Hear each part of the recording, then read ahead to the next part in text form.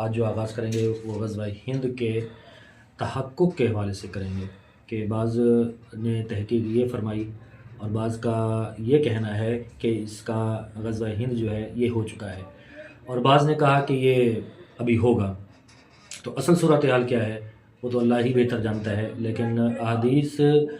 کے اشاروں سے یہ پتہ چلتا ہے کہ یہ ابھی نہیں ہوا، قرب قیامت ہوگا اور حضرت عیسیٰ علیہ السلام کا نزول ہو چکا ہوگا اور حضرت امام مہدی رضی اللہ تعالیٰ کا ظہور بھی ہو چکا ہوگا۔ تو ہندوستان میں جو مارکہ جوئی کا آغاز ہے وہ حضرت عمر رضی اللہ تعالیٰ عنہ کے دور خلافت میں ہو چکا تھا۔ اس کے بعد حضرت عثمان غنی رضی اللہ تعالیٰ عنہ نے بعض مسلمانوں کو جاسوس بنا کر حملے سے پہلے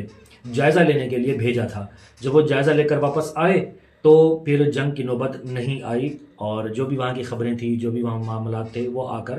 بیان کیے، لیکن جنگ کی نوبت نہیں آئی۔ اس کے بعد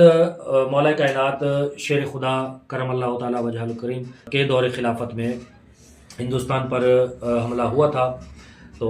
فتح بھی نصیب ہوئی تھی۔ بعض نے یہ کہا ہے کہ محمد بن قاسم نے جو فتح کی تھی،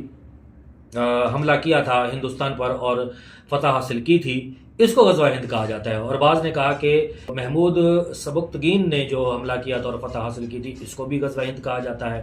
اور بعض نے یہ کہا کہ جتنے بھی سلاطین نے ہندوستان پر حملہ کیا اور فتوحات حاصل کی ہیں ان کو بھی غزوہ ہند سے موسوم کیا گیا ہے۔ ابھی دیکھیں جو قبضہ ہے وہ پھر ہندوستان کا ہی ہے، اس کے بعد قابض مسلمان ہوں گے اور وہ جو لشکر ہے وہ وہاں آباد ہوگا، وہ وہیں رہے گا، البتہ مال غنیمت جو ہے وہ ملک شام بھیجے گا۔ پھر یہ لشکر حضرت عیسیٰ علیہ السلام کے لشکر کے ساتھ جا کر مل جائے گا۔ باقی جو پیچھے والے جیسے محمد بن قاسم ہو گئے اور محمود سبکتگین ہو گئے اور اس کے علاوہ جتنے بھی سلاطین ہیں ان کے ساتھ یہ چیز پیش نہیں آئی، تو بعض نے کہا کہ یہ مارکہ ہو چکا اس حوالے سے، اور بعض نے کہا کہ یہ مارکہ نہیں ہوگا، یہ قرب قیامت ہوگا، اور یہ اسی کے ساتھ خاص ہے جو حدیثوں کے اندر شواہد معلوم ہوئے ہیں۔